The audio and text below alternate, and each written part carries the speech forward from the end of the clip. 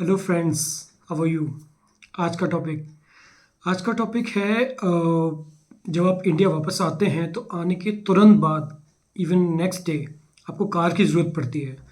तो आपको कौन सी कार लेनी चाहिए? क्या आपको रेंट करनी चाहिए शुरू में, या फिर आपको पुरानी कार ले लेनी चाहिए या नई लेनी चाहिए? तो ये एक मेरे सब्सक्राइबर ने मुझे फ़ोन किया और मुझसे पूछा, और पहले भी कई लोगों ने ऐसे बातों बातों में पूछा, तो मुझे लगा कि वीडियो ही बना देते हैं इस पर, लोगों के काम आएगा। तो मैं आपको अपना एक्सपीरियंस भी बताऊंगा, और साथ साथ जो यहाँ पर मैंने देखा है, जो नॉलेज मैंने ली है, वो भी आपको दूंगा मैं कार से रिलेटेड। तो सबसे पहली बात, जब आप इंडिया आने का डिसाइड कर लेते हैं, जो आपको पता है कि अगले महीने आप जा रहे हो, तो मेरा ये आपको सजेशन रहेगा कि आप बेसिक एक होमवर्क करके आइए कि आपको कौन सी कार लेनी है।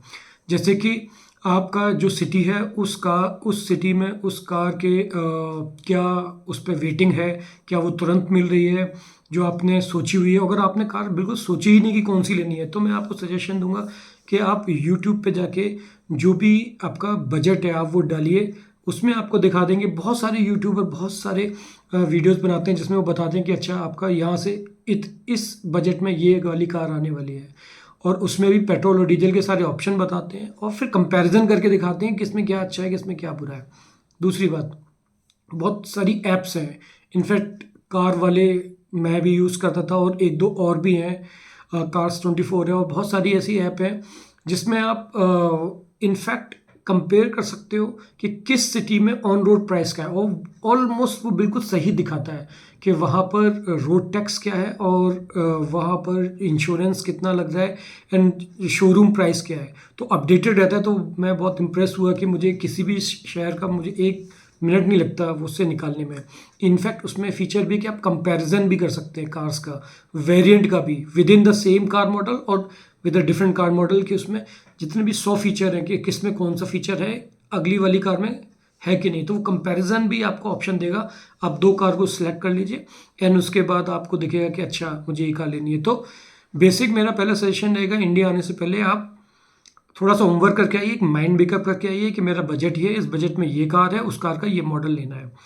और फिर उसका आने के बाद मान लीजिए आपने 2 या 3 कार सेलेक्ट कर ली, क्योंकि होता क्या है कि एक एक कार शोरूम में जाना पूरा दिन खा जाता है, तो उस वक्त इतना टाइम शायद आपको मिले नहीं। तो एक अगर आप 2 या 3 मॉडल सेलेक्ट कर लेते हैं, या दो दो तीन अलग डिफरेंट कार सेलेक्ट कर लेते हैं, तो एटलीस्ट आपकी सर्च नैरो हो गई, और आपने जाके केवल उसमें से डिसाइड करना है, लुक एंड फील एंड वो कलर देख के।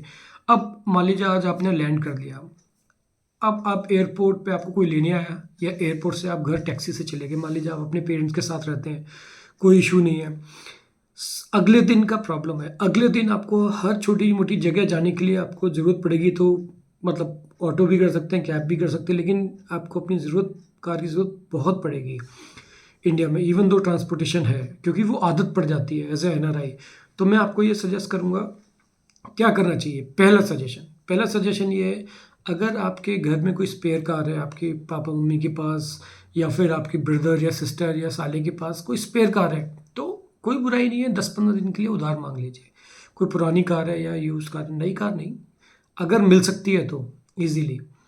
अगर नहीं मिल सकती है, क्योंकि मैंने वही किया था, मैंने 1 महीने के लिए अपनी सिस्टर से ले ली थी कार, उन्होंने मेरे को कार दे दी, मेरे ब्रदर ने मेरी हेल्प की, और उसके बाद तब तक मैंने अपनी कार ले ली। तो सबसे बढ़िया ऑप्शन तो ये है, अगर पॉसिबल है तो।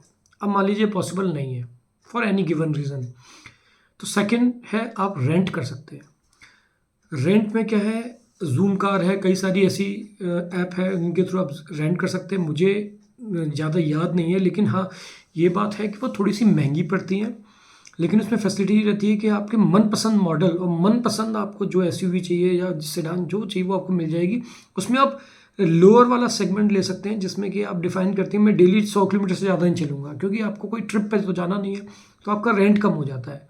तो मान लीजिए आपने 150 किलोमीटर पर डे के हिसाब से लिया, और 10 दिन के लिए तो 1500 किलोमीटर से ज़्यादा नहीं चलनी चाहिए, तो वो आपको रेंट कम कर देते हैं। मान लीजिए आप ट्रिप पे जा रहे हो, तो वो 500 किलोमीटर का आप लोगे, तो वो रेंट ज़्यादा हो जाएगा। तो ये मेरी टिप है आपके लिए कि अगर आप किसी से ले नहीं सकते तो आप रेंट कर सकते हो, ठीक है, और वो भी मीन वाइल के लिए, जब तक आप कार ले नहीं लेते।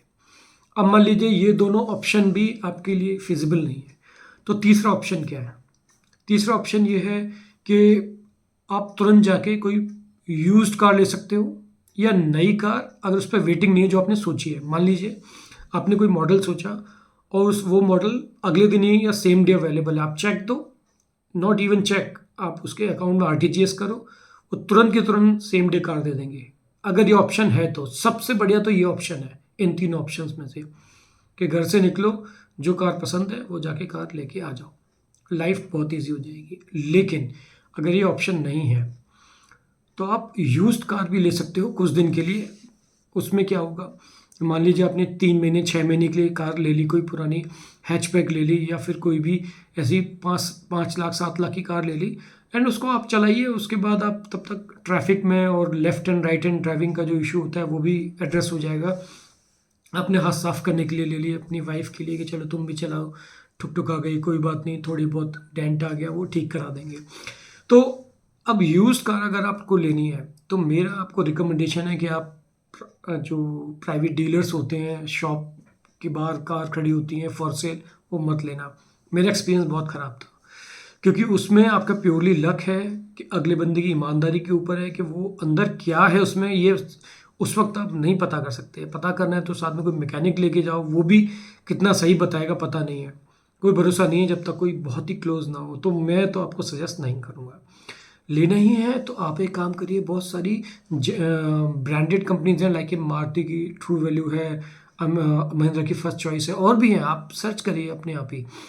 तो उनका क्या है, वो एक काम अच्छा करते हैं कि जब वो कार खरीदते हैं सेकंड हैंड कार बेचने के लिए, तो वो बेसिक चीज़ देख लेते हैं कोई एक्सीडेंटल कार तो नहीं है, कोई इसमें मैकेनिकल कोई प्रॉब्लम तो नहीं है, ये प्रॉपर फंक्शन कर रही है। थोड़ी डेंट पेंट जो प्रॉब्लम होती है वो तो हर कार में होती है, तो वो लोग ठीक कर लेते हैं। और एक तरीके से जब वो कार लेते हैं तो बेसिक चेक करके लेते हैं, एक नॉर्मल ठीक ठाक कार लेते हैं और उसको रिफर्बिश करते हैं उसको, फिर उसमें वो 30-40 हज़ार रुपये 50 हज़ार रुपये महंगी बेचते हैं, और उनका बनता भी है, वो वहाँ खड़ी रहती है, उसके में क्या नाम है उनका स्टाफ का खर्चा एंड ऑल एंड। बट उनमें एक चीज़ अच्छी होती है कि बेचने के बाद वो बेसिक गारंटी देते हैं 1 साल की, कि 1 साल में कोई प्रॉब्लम आती है आप हमारे पास लेके आइए। इनफैक्ट मैंने तो ये भी सुना था लास्ट टाइम कि वो लोग सर्विसिंग भी 3 फ्री देते हैं अगले साल, 3 बार आप करा लो।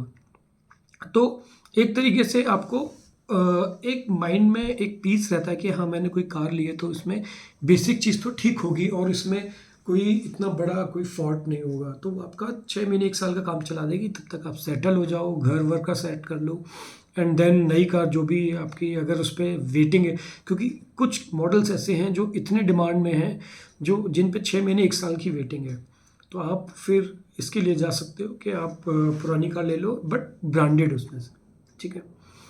अब बात आती है अगले स्टेप पे बढ़ते हैं। अब आपने ले ली कार, अब मान लीजिए अब आपका न्यू कार खरीदने का टाइम आ गया कि अब आपको लेनी है, उसमें आप कौन सी कार लो। मेरा सजेशन आपको क्या रहेगा कि वैसे तो ये इंडिविजुअल चॉइस है, सब्जेक्टिव है, किसी को सिडान, किसी को हैचबैक, किसी को एसयूवी, किसी को कॉम्पैक्ट एसयूवी, किसी को मिड साइज एसयूवी पसंद है। बट मेरा सजेशन क्या रहेगा कि आप एटलीस्ट कॉम्पैक्ट या मिड साइज एसयूवी तो लो। उसका रीज़न बताता हूँ लॉजिक के साथ। इंडिया में अभी जो बड़े से बड़े शहरों के बीच में जो हाईवे कनेक्टिविटी है वो ऑलमोस्ट हो चुकी है।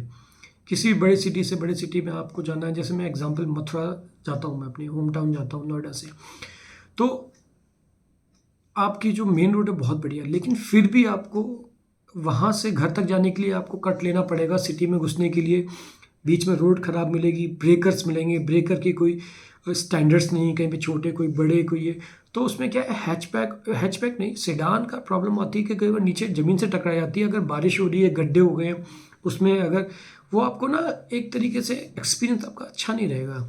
तो मेरा ये मानना है कि थोड़ी सी जो जिसका ग्राउंड क्लियरेंस ज़्यादा हो रोड से, उसमें क्या है कि आपको इतना पता नहीं चलेगा, ऑफ रोडिंग भी हो जाएगी। तो थोड़ी सी मेरा ही सजेशन रहेगा, डिपेंडिंग कि आपका इवन बजट कम भी है तो भी 10 लाख से मिड साइज और कॉम्पैक्ट एसयूवी स्टार्ट हो जाती हैं, ठीक। जैसे ब्रेजा हो गई या फिर आपका टाटा नेक्सॉन हो गई, और मतलब आप देख सकते हैं ग्राउंड क्लियरेंस किसका ज़्यादा है, तो उस तरीके से। फिर नहीं तो फिर आप नेक्स्ट लेवल पर क्रेटा, सेल्टोस इसमें जा सकते हैं। अदरवाइज फिर उसके बाद बहुत सारे ऑप्शन हैं, एमजी हेक्टर है। बट एक तो आप थोड़ा सा ऊंची कार लें, दूसरा मेरा सजेशन क्या रहेगा, जो भी आप कार सेलेक्ट करते हैं उसका मिड वर्जन लें। मिड वर्जन क्यों, लॉजिक के साथ बताऊंगा मैं। मान लो आप बेस वर्जन लेते हैं, सोचते हैं बाहर से मैं एक्सेसरीज पढ़वा लूँगा।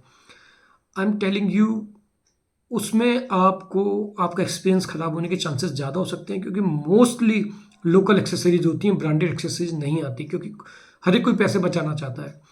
तो आप बाहर से लगवाते हो या शोरूम से भी लगवाते हो, तो उसकी भी मैं गारंटी नहीं ले सकता कि शोरूम पे भी जो मिल रही है वो प्रॉपर उस कंपनी कभी नहीं बनाएगी। कंपनी थर्ड पार्टी को दे देती है, थर्ड पार्टी के नाम से आता है, वो अपना टैग लगा देते हैं और फिर उसका बेचते हैं। क्वालिटी का नो।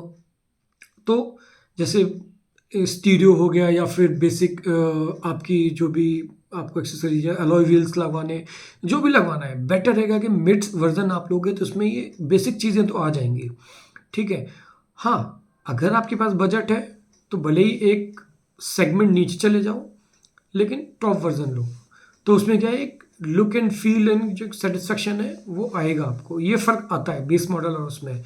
उस वक्त लगता है कि लाख 2 लाख 3 लाख रुपए खर्च हो गए, लेकिन आई एम टेलिंग यू 5 साल 7 साल आपको गाड़ी चलानी है, तो वो आपका ना वो टाइम वापस नहीं आएगा, वो एक बार एक्सपीरियंस ख़राब हुआ तो ये मेरा सजेशन है। अब लास्ट सजेशन, इंश्योरेंस।